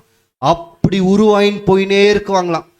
அந்த பானை கேட்காதான், ஏன் தேவனே என்ன இப்படி உருவாக்குன, கேட்கவே கேட்காதான். என்ன பண்ணோம், எப்படி உருவாக்கின்னு இருக்கிறாரோ அதுக்கு வளைந்து கொடுத்துன்னு போயின்னு இருக்குமா. வாசிக்கலாம், ரோமர் 9:20. ரோமர் 9:20. அப்படியானால் மனுஷனே, தேவனோடு எதிர்த்து தீர்க்கிற நீ யார்? உருவாக்கப்பட்ட வஸ்து உருவாக்கினவனை நோக்கி, நீ என்னை ஏன் இப்படி உண்டாக்கின என்று சொல்லலாமா? சொல்லவே முடியாது. 21 கூட படிச்சிடுங்க. ரோமர் 9:21. மிதியிட்ட ஒரே களிமண்ணினாலே குயவன் ஒரு பாத்திரத்தை கனமான காரியத்துக்கும் ஒரு பாத்திரத்தை கனவீனமான காரியத்துக்கும் பண்ணுகிறதற்கு மண்ணின் மேல் அவனுக்கு அதிகாரம் இல்லையோ? அப்பனா அவர் என்ன பண்றாருன்னா, ஒருத்தங்கள ஒரு விதமா தயார் செய்யறாங்க, இன்னொருத்தங்கள இன்னொன்னு மாதிரி தயார் செய்யறாரு. அந்த மண் இப்ப கேட்க முடியுமா, என்ன அந்த பானை மாதிரி பண்ணு அப்படி கேட்டுச்சுன்னா என்ன தெரியுங்களா அர்த்தம்? சுயம்னு அர்த்தம். அந்த சுயம்ன்ற அந்த கல் இருக்காது, மாம்சத்தின் கிரியைகள் இருக்காது. அப்ப அந்த பானை தன்னை என்ன பண்ணிருக்கோம்னா முழுமையாக வலிஞ்சு கொடுத்துருக்கோம். அதாவது முழுமையான அர்ப்பணிப்பு, ஃபுல் சரண்டர். இன்னைக்கு யோசிக்கலாம் பாருங்களேன், இது சொல்றதுக்கு நான் ஏதோ சொல்லிட்டு போற மாதிரி இருக்கோம். இன்னைக்கு நான் என்னோட வாழ்க்கையில இங்க வந்திருக்கிறேன்னா பாருங்க, கொஞ்சம் யோசிச்சு பாருங்க. Full surrender. 1,44,000 பேர் வருவாங்களாம். இயேசு கிறிஸ்துவ எடுத்து பாருங்க. இந்த பூமியில இருக்கும் போது அவர் தன்னுடைய பிதாவுக்கு ஃபுல் சரண்டர் ஆனாரா இல்லையா? எல்லாம் ஃபுல் சரண்டர் ஆயிட்டார். அவர் இப்ப நம்ம சாப்பிட்றதுக்கு மறுக்குவோமா? மறுக்க மாட்டோம். பைபிள் படிக்கிறதுக்கு, தேவனுடைய திட்டத்தை நம்மளோட வாழ்க்கையில் நிறைவேற்றுறதுக்கு கிறிஸ்து என்ன சொல்வார்னா, என் பிதாவின் சித்தத்தை செய்து முடிப்பதே எனக்கு போஜனம்னாராம், சாப்பாடு. ஏன்னா மறக்கவே இல்லையா, என் நேரமும் இதை வைத்து கொண்டு நேர்ந்தாராம். Full surrender ஆயிட்டாராம். இந்த மண் இப்பதான் ஃபுல் சரண்டர் ஆகும். பின்னாடி வந்த அப்போஸ்தலர்களும் இதே மாதிரி தான் நாட்கள். எந்த நேரத்திலையும் இந்த மண்ணு தேவனை பார்த்து கேள்வியே கேட்காது. இன்னைக்கு நம்ம கேட்கும், ஏன் தேவனே எனக்கு இந்த பிரச்சனை, ஏன் தேவனே எனக்கு இந்த போராட்டம், கேட்கும் இல்லையா? கேட்குமா இல்லையா? அப்படின்னா என்ன அர்த்தம்னா, இந்த மண்ணு நாம தேவனுக்கு முழுமையாய் அர்ப்பணிக்கவில்லை என்று அர்த்தம். வசனத்திலே இருக்கு, வாசிக்கலாம். ஏசாயா 29:16. ஏசாயா 29:16. நீங்கள் எவ்வளவு மாறுபாடு உள்ளவர்கள்! குயவன் களிமண்ணுக்கு சமானமான எண்ணப்படலாமோ? உண்டாக்கப்பட்டது தன்னை உண்டாக்கினவரை குறித்து, அவர் என்னை உண்டாக்கினதில்லை என்று உருவாக்கப்பட்டது தன்னை உருவாக்கினவரை குறித்து அவருக்கு புத்தி இல்லை என்று சொல்ல தகுமோ? என்ன சொல்லுமா, தேவனே உங்களுக்கு புத்தி இல்லை. நம்ம அப்படித்தான் கேட்கிறோம். எப்படி கேட்கிறோம்னா, ஏன் எனக்கு இந்த பிரச்சனை அப்படின்னா என்ன அர்த்தம் தெரியுங்களா? தேவனே முதல்ல என்ன புரிஞ்சுக்கணும்னா பாருங்க, நிறைய நேரத்தை நம்ம இந்த வசனங்களை படிச்சிருக்கோம். நம்மளை பார்த்து என்ன சொல்றாருன்னா, நீங்கள் என் கண்மணி சொல்றாரா? இதுக்கான அர்த்தத்தை கூட நம்ம பார்த்தோம். கண்மணி அப்படின்னா தேவன்ற சரீரத்தில் கண்ணுன்ற கிறிஸ்துக்குள் இருக்கிற மணி. நாம இந்த கண்மணி, நம்மளோட கண்ணுக்குள் இருக்கிற மணியை நம்மளோட அனுமதி இல்லாமல் யாருன்னா தொட முடியுமா? அப்படின்னா நம்ம தேவனுக்குள்ள இருக்கிற மணி என்றால், தேவன் அனுமதிக்காமல் நம்மள ஒரு விஷயம் தொட முடியுமா? அப்ப இவங்க என்ன புரிஞ்சுக்குவாங்கன்னா, இது யார் அனுமதி கொடுத்திருக்கிறது? தேவன் அனுமதி கொடுத்திருக்கிறார். ஏன் கொடுத்திருக்கிறாரு? என்ன உருவாக்கின்னு இருக்கிறார். அந்த மனோபாவத்துக்கு வருவாங்களாம்.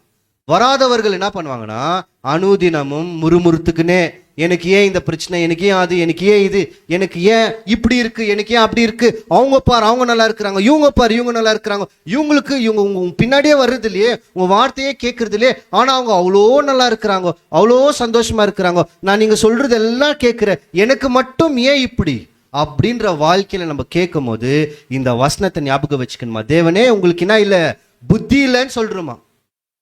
ஏனை இப்படி உருவாக்கின்னு இருக்கிற, நான் கேட்கிற மாதிரி என்னை உருவாக்கு, நான் விரும்புற மாதிரி என்னை உருவாக்கு அப்படின்ட்டு அந்த மண்ணு சொல்ல முடியுமா?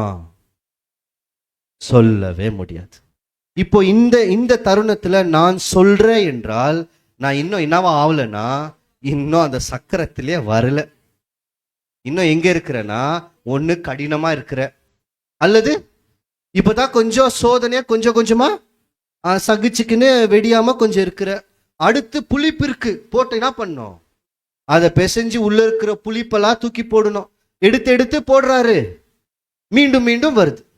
எடுத்து எடுத்து போடுறாரு, மீண்டும் மீண்டும் நாமளே உள்ள சேர்த்துன்னு இருக்கிறோம். இன்னும் அங்கேயே ஸ்டக் ஆயிட்டு இருக்கிறோம். நம்ம இன்னும் மையத்தில் எடுத்து வைக்கல. வச்சாதான் கம்ப்ளீட்டா சரண்டர் ஆயிட்டுக்குவோமா.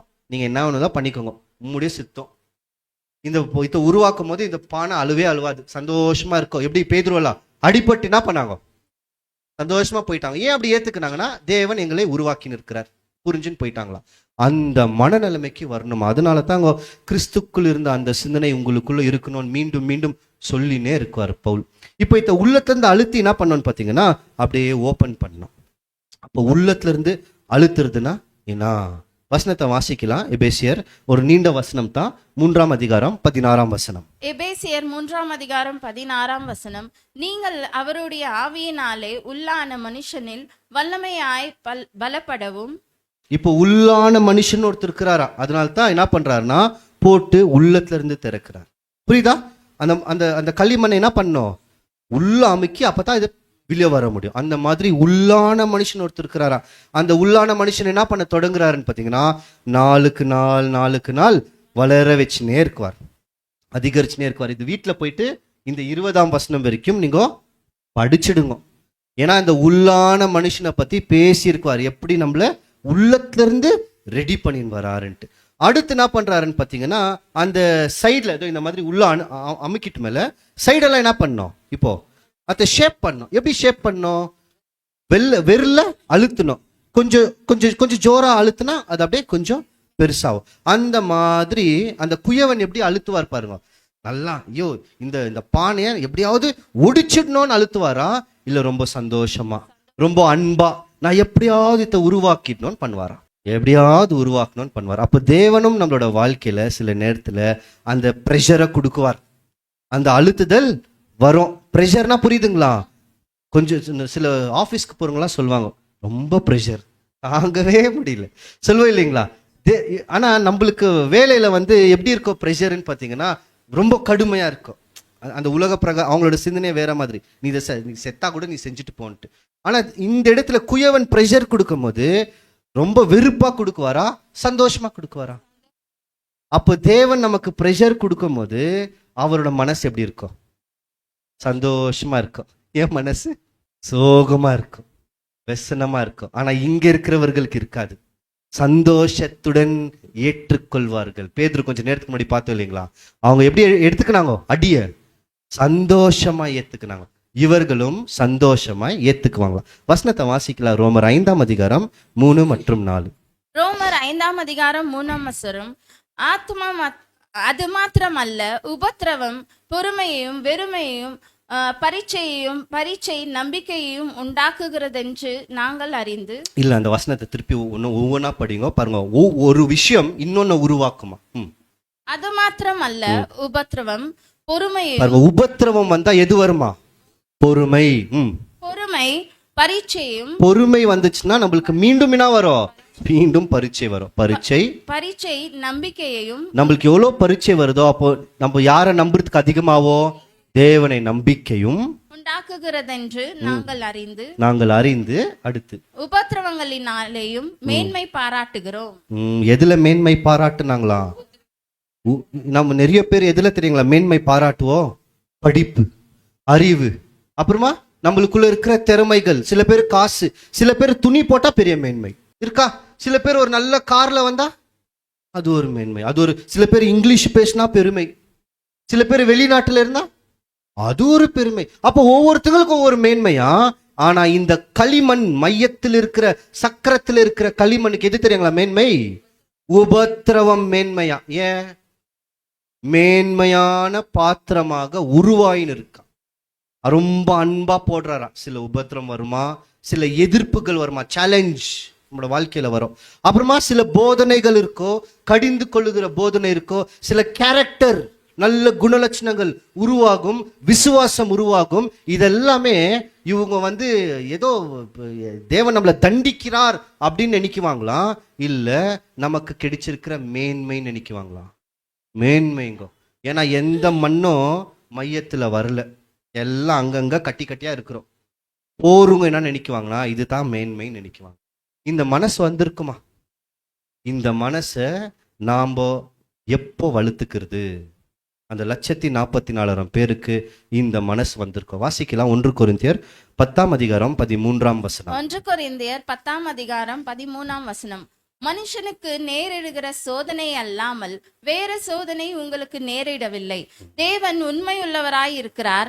உங்கள் திராணிக்கு மேலாக நீங்கள் சோதிக்கப்படுகிறதற்கு அவர் இடம் கொடாமல் சோதனையை தாங்கத்தக்கதாக சோதனையோடு கூட அதற்கு தப்பிக்கொள்ளும்படியான போக்கையும் உண்டாக்குகிறார். பாருங்க, 2 விஷயம் இருக்கு.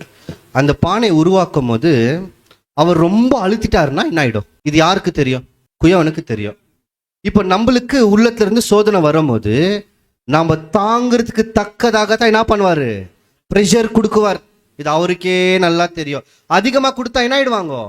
ஒடிஞ்சிடுவாங்க. நம்ம கொஞ்சம் வந்த உடனே என்ன நினைக்கிறோம்னா, ஆனா இப்பவே ஒடிஞ்சிடுவேன் நான், இனி இதெல்லாம் தாங்கவே முடியாதுன்னு.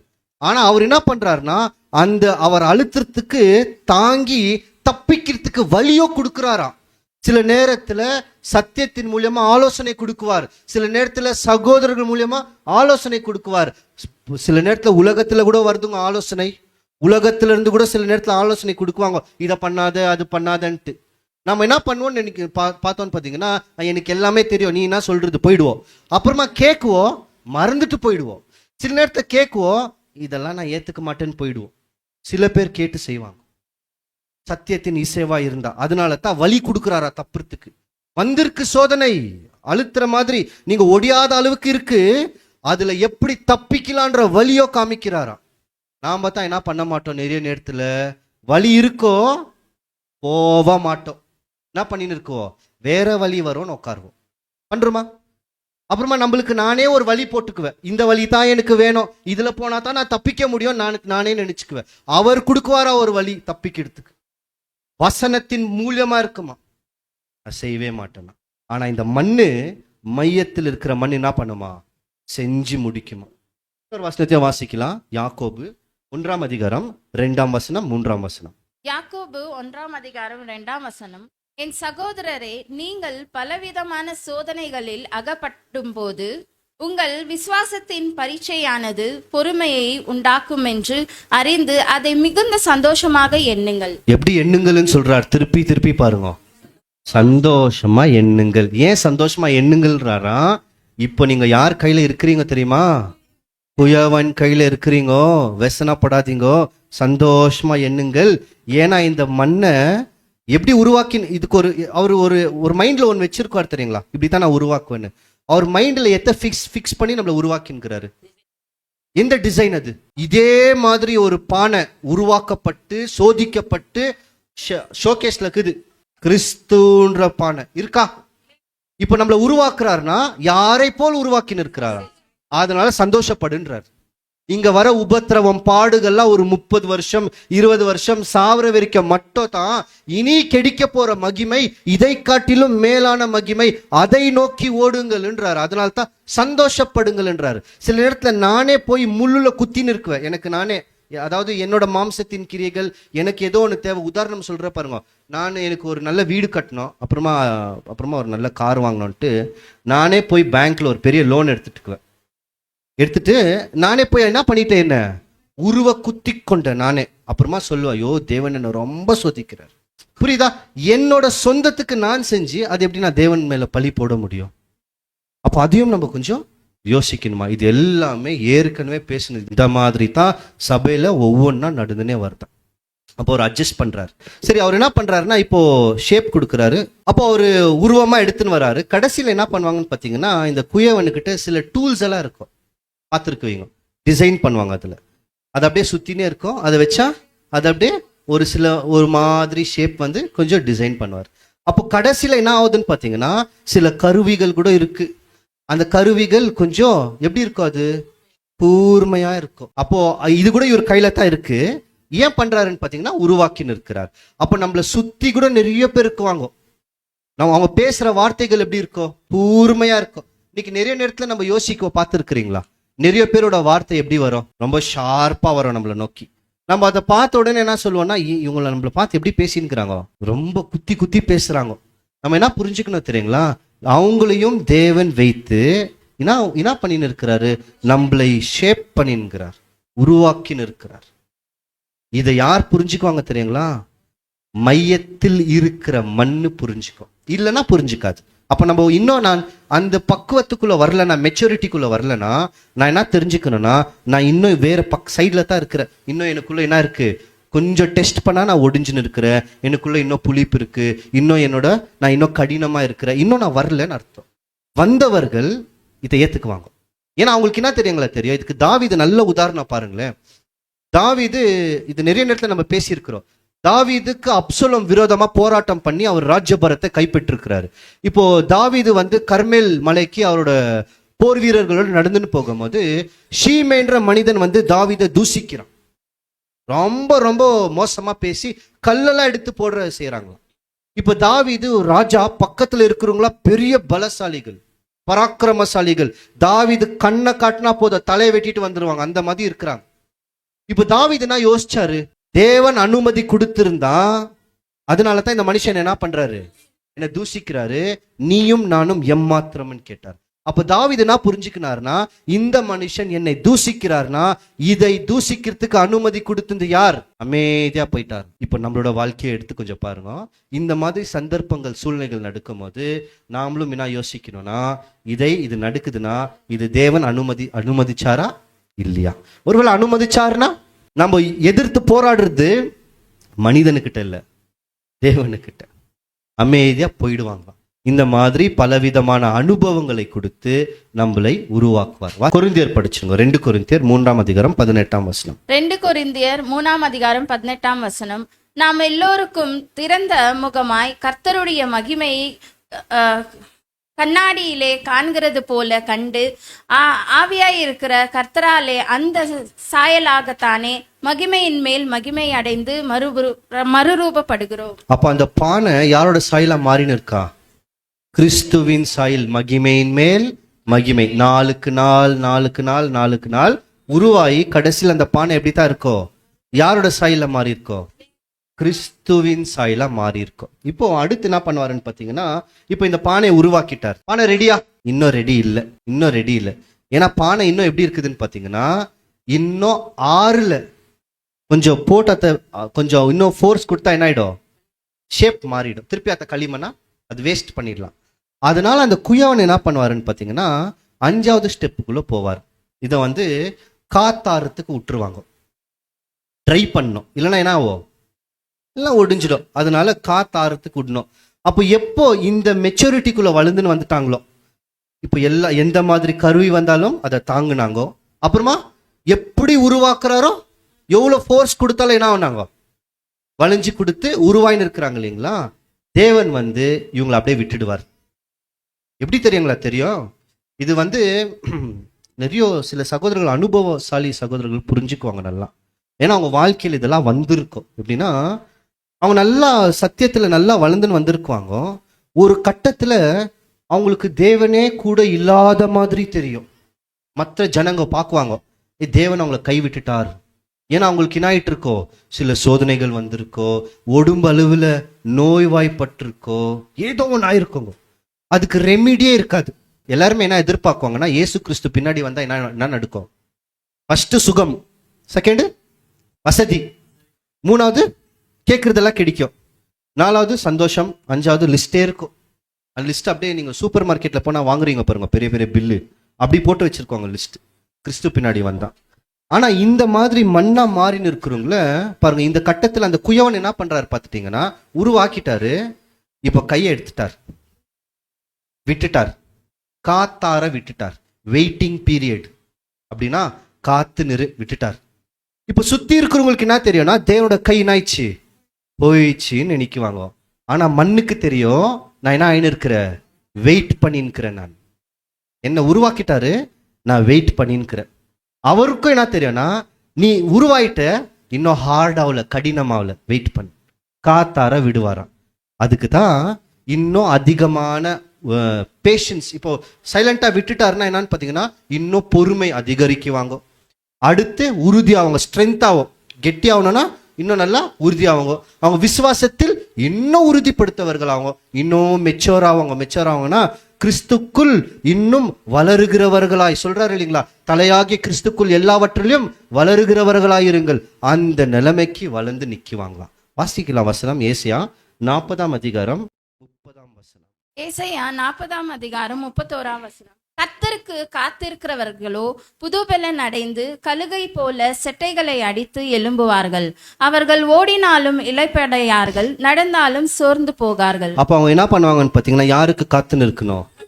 கர்த்தருக்கு காத்திருக்கணும். இது ரொம்ப ஸ்லோவாவோ, எடுத்த உடனே காஞ்சிடாது, கொஞ்சம் ஸ்லோவா தான் காய வைப்பார்கள். இன்னொரு வசனத்தையும் வாசிக்கலாம், 27ஆம் சங்கீதம் 14ஆம் வசனம். சங்கீதம் 27ஆம் அதிகாரம் 14ஆம் வசனம். கர்த்தருக்கு காத்திரு, திடமனதாயிரு, அவர் உன் இருதயத்தை ஸ்திரப்படுத்துவார். கர்த்தருக்கே காத்திரு. இப்போ காத்து நிற்கணும். அவங்க என்ன பண்ணுவாரா? உன்னை ஸ்திரப்படுத்துவார். இப்போ காத்து நிற்கிற ஒரு பீரியடுக்கு வந்துருவாங்களாம். இப்போ அந்த மண் பாண்டம் என்ன ஆயிடுச்சுன்னு பாத்தீங்கன்னா, காஞ்சிடும், காத்துல ட்ரை ஆயிடும். ஆனாலும் என்னன்னு பாத்தீங்கன்னா, இப்படி இப்படி பண்ண ஒடிஞ்சிடும். உருவாக்கிட்டாரு இல்லைங்களா? இப்போ அந்த மண் பாண்டத்தை உருவாக்கிட்டாரு, காத்துல காய வச்சுட்டாரு, எடுத்து இப்படி பண்ணா ஒடிஞ்சிடும். அதுக்கு நெக்ஸ்ட் என்ன பண்ணணும்? கரெக்ட், நெக்ஸ்ட் அதை சுடணும், தீயில எடுத்துன்னு போய் வைக்கணும், நெருப்புல வச்சா தான் என்ன ஆகும்னு பாத்தீங்கன்னா, அது இன்னும் கெட்டியாகும். இப்ப இயேசு கிறிஸ்து அப்படியே எடுக்கலாம், அப்போஸ்தலர்களும் எடுக்கலாம். ஆரம்பத்துல வந்தாங்க, கொஞ்சம் சோதனை, அதுல வளைந்து கொடுத்தாங்க. அப்புறமா அடுத்து என்ன பண்ணாரு? பெசஞ்சாரு, உள்ள இருக்கிற புளிப்பெல்லாம் வெளியே எடுத்தார், காத்தெல்லாம் வெளியே எடுத்தாரு, மையத்தில் வச்சாரு, உருவாக்குனாரு. அப்புறமா கையை எடுத்துட்டார்.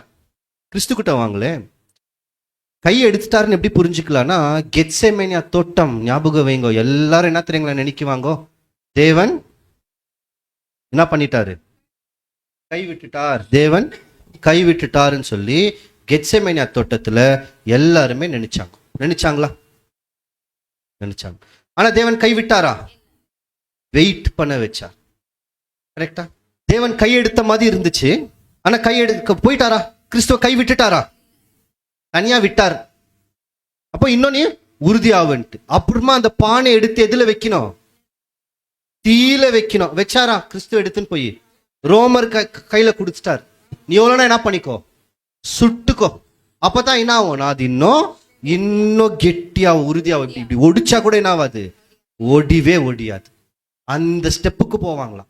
1 பேதுரு 1ஆம் அதிகாரம் 6ஆம் வசனம். 1 பேதுரு 1ஆம் அதிகாரம் 6ஆம் வசனம். இதிலே நீங்கள் மிகவும் சந்தோஷப்படுகிறீர்கள், என்றாலும் துன்பப்பட வேண்டியது அவசியமானதால் இப்பொழுது கொஞ்ச காலம் பலவிதமான சோதனைகளினாலே துக்கப்படுகிறீர்கள். கொஞ்ச காலம் மட்டும் தான். ஏன்னா அந்த நெருப்பிலே விட்டுற முடியுமா? கருகி போயிடும். அப்ப எவ்வளவு நேரத்தை வைக்கணும்? இப்ப கொஞ்ச காலம் என்ன பண்றாருன்னா, எடுத்து நெருப்புல வைக்கிறார். 7ஆம் வசனம். 1 பேதுரு 1ஆம் அதிகாரம் 7ஆம் வசனம். அழிந்து போகிற பொன் அக்னியினாலே சோதிக்கப்படும், அதை பார்க்கிலும் அதிக விலையேற பெற்றதாய் இருக்கிற உங்கள் விசுவாசம் சோதிக்கப்பட்டு இயேசு கிறிஸ்து வெளிப்படும் போது உங்களுக்கு புகழ்ச்சியும் கனம் மகிமையும் உண்டாக காணப்படும். இப்போ எப்போ காணப்படுமா? கிறிஸ்து வெளிப்படும் போது அவங்களுக்கு என்ன கிடைக்குதா? புகழ்ச்சி, கணம்னா கிறிஸ்து சொல்வார், தேவனே நீர் எனக்கு என்ன கணம் கொடுத்தீங்களோ இவங்களுக்கு என்ன பண்ற? அதே கணம் கொடுக்கிற. மகிமை, எந்த மகிமை? தேவனோட மகிமை அடைந்த புதிய எருசலேம் படிக்கிறோமா இல்லையுமா? வெளிப்படுத்தல் 21ஆம் அதிகாரத்தில் 1,44,000 பேர் தேவனோட மகிமைக்குள்ள போயிருக்குவாங்களாம். அந்த மகிமை கிடைக்குமா? எப்போ? எதுல இருக்கணும்? எதுல வைக்கப்படுவார்கள்? நெருப்புல வைக்கப்படுவார்கள். கொஞ்ச காலம் நெருப்புல இருக்கும், அப்புறமா எடுத்துருவாங்க. இப்ப பானை தயாராயிடுச்சா? இன்னும் ரெடி ஆகல. அடுத்து என்ன பண்ணுவாங்கன்னு பாத்தீங்கன்னா, அத கிளேசிங் அப்படின்ற ஒரு வார்த்தை பயன்படுத்தப்படும். கிளேசிங்னா என்னன்னா மெருகூட்டல்னா, இப்போ அந்த பானையாத்தான் இருக்கு, தண்ணியில போட்டா தண்ணி எல்லாம் உள்ள போயிடும், வாட்டர் ப்ரூஃப் பண்ணும். அதனால ஒரு கோட்டிங் போடுவாங்க அது மேல. கிளேசிங்னா ஒரு கோட்டிங் போடுவாங்க.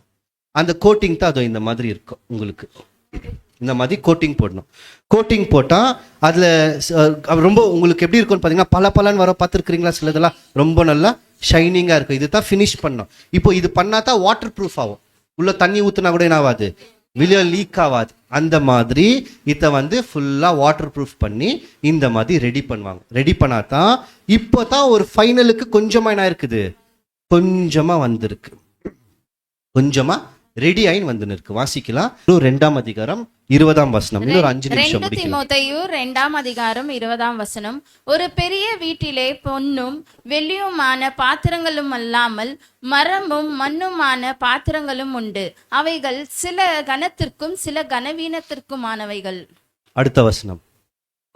ஆகையால் ஒருவன் இவைகளை விட்டு தன்னை சுத்திகரித்துக் கொண்டால் அவன் பரிசுத்தமாக்கப்பட்டதும் எஜமானுக்கு உபயோகமானதும் எந்த நற்கிரியைக்கும் ஆயத்தமாக்கப்பட்டதுமான கனத்திற்குரிய பாத்திரமாயிருப்பான். இப்பதான் அந்த பாத்திரம் எந்த பாத்திரமா மாறுதுன்னு பாத்தீங்கன்னா கனத்துக்குரிய பாத்திரமா மாறுது. அது வரைக்கும் ரெடி ஆயின்னு தான் வந்துச்சு தனியா ஒவ்வொன்னா. இப்பதான் அந்த பாத்திரம்க்கு என்ன கிடைக்கும்? கனம் கிடைக்கும். ஏன்னா அந்த பாத்திரம் என்ன ஆயிடுச்சு? இப்போ ரெடி ஆயிடுச்சு. இப்போ இது காயணும் இல்லைங்களா? மேலே போட்டாங்களே இந்த கோட்டிங்கு, அது சீக்கிரமா காய வைக்கணும். காத்துலலாம் வச்சா அது காயாது. அதனால மீண்டும் என்ன பண்ணுவாங்கன்னு பார்த்தீங்கன்னா கடைசி, இதுதான் இறுதி தீ, ஃபைனல் ஃபயர். கடைசியில் எடுத்துன்னு போய் திருப்பி எங்க வைக்கணும்னு பார்த்தீங்கன்னா கடைசியில நெருப்புல வச்சுட்டு எடுத்துட்டாங்கன்னா ரெடி, ஃபினிஷ். இது எப்போ தெரியுங்களா நடக்கும்? அந்த மனுஷனோட வாழ்க்கையில் மரணம், கடைசியில நெருப்பு, கடைசி மரணத்துக்குள்ள போயிடுவாங்க. அது வரைக்கும் ரெடி ஆயினே இருக்குவாங்க பாருங்க. மரணம் வரைக்கும் என்ன ஆயிக்கிறாங்க? ரெடி ஆயினே இருக்கிறாங்க. இப்போ மரண தீக்குள்ள போய் வெளியே வரும்போது எப்படி வந்துருவாங்கன்னா அவர் எதிர்பார்த்த பாத்திரம் வந்தாச்சு. உயிர்த்தெழுதலில் அந்த ஆவியின் சரீரம்னு சொல்றோம் இல்லைங்களா, அந்த பாத்திரம் வெளியே வந்துடும். வாசிக்கலாம். ஜெகேரியால இது குறித்து பேசியிருக்குவார். ஜெகேரியா 13ஆம் அதிகாரம் 9ஆம் வசனம். சகேரியா 13ஆம் அதிகாரம் 9ஆம் வசனம். அந்த 3ஆம் பங்கை நான் அக்கினிக்குட்பட பண்ணி வெள்ளியை உருக்குறது போல அவர்களை உருக்கி பொன்னை புடமிடுகிறது போல அவர்களை புடமிடுவேன். அவர்கள் என் நாமத்தை தொழுது கொள்ளுவார்கள். நான் அவர்கள் விண்ணப்பத்தை கேட்பேன். இது என் ஜனம் என்று நான் சொல்லுவேன். கர்த்தர் என் தேவன் என்று அவர்கள் சொல்வார்கள். எப்போ சொல்வாங்களா? கடைசியில் எப்போ ரெடி ஆயிடுவோம் தெரியுங்களா? அப்பதான் தேவன் சொல்வார், இவர்கள் என் ஜனங்கள் வந்துட்டாங்க. அப்போ இவங்க என்ன சொல்லலான்னு பார்த்தீங்கன்னா, இவர் என் தேவன். இன்னைக்கும் நம்ம சொல்றோம், ஆனா அப்படி வாழல, அவ்வளோதான் வித்தியாசம். அன்னைக்கு இவங்களோட வாழ்க்கை மாறி இருக்கும். உண்மையா என்ன சொல்லிடுவாங்கன்னா, இவர் என் தேவன். தேவன் நான் சாட்சி கொடுத்துருவார்னா இவங்க என்ன ஆயிருங்க? என் ஜனங்கள்னு இடுவாங்களா. ஏசாயா 60ஆம் அதிகாரம் 1ஆம் வசனத்தை கூட சொல்வார், எலும்பு அவரோட வெளிச்சம் உன்மேல் வந்ததுன்னுவார். ஏசாயா 60:1. ஏசாயா 60ஆம் அதிகாரம் 1ஆம் வசனம். எலும்பி பிரகாசி, உன் ஒளி வந்தது, கர்த்தருடைய மகிமை உன்மேல் உதித்தது. இப்ப யாரோட மகிமை வந்ததா? கர்த்தர் போது யாவே அந்த வசனத்துல யாவே தேவனோட மகிமை உன்மேல் உதித்தது. அப்பனா தேவனோட உயிர், அந்த மகிமைன்னு சொன்னாலே உயிர்த்தெழுதல் யார் மேல வந்துச்சா? அவங்க மேல வந்துச்சு. அவங்க எங்கத்துல இருந்து வெளியே வந்துருவாங்க? இப்போ நெருப்புல இருந்து வெளியோ ஒரு முடிவான ஒரு பாத்திரமா கிடைச்சிடும். கனம் வந்திருக்கோ, தேவனோட மகிமை இவங்க மேல வந்திருக்கோ, தேவனோட வெளிச்சம் இவர்கள் மேல் வந்திருக்கோ, இவங்க ஒரு பாத்திரமாக தயாராகி தேவன் ஒரு கிறிஸ்துவ எங்க வச்சாரு அதே இடத்துக்கு இவர்களும் போய்விடுவார்கள். அப்போ ஒரு குயவன் இவ்வளோ வேலை என்ன பண்றாரா? செஞ்சுனே வரார். இப்போ நம்ம எங்க இருக்கிறோம் இந்த ப்ராசஸ்ல? மண்ணா வந்துட்டுமா? மண்ணா வந்து இன்னும் கடினமா இருக்கிறோமா? கடினமா இருந்து இன்னும் கல்லெல்லாம் உள்ள இருக்கா? கல் நீக்கப்பட்டவர்களா இருக்கிறோமா? அல்லது நீக்கப்பட்டு அவர் நம்மளை கொஞ்சமாக டெஸ்ட் பண்றாரு, இது சாம்பிள் மாதிரி சோதிக்கும் போது ஒடிஞ்சிடுமா? அப்புறமா நம்மளுக்குள்ள இருக்கிற புளிப்பை மீண்டும் பெசிஞ்சு காத்தை வெளியெடுக்கும் போது திருப்பி திருப்பி காத்தை உள் வாங்கிக்கிறோமா? அந்த சக்கரத்தின் மையத்துக்கு வந்திருக்கிறோமா? வனைந்து கொடுத்து நிற்கிறோமா?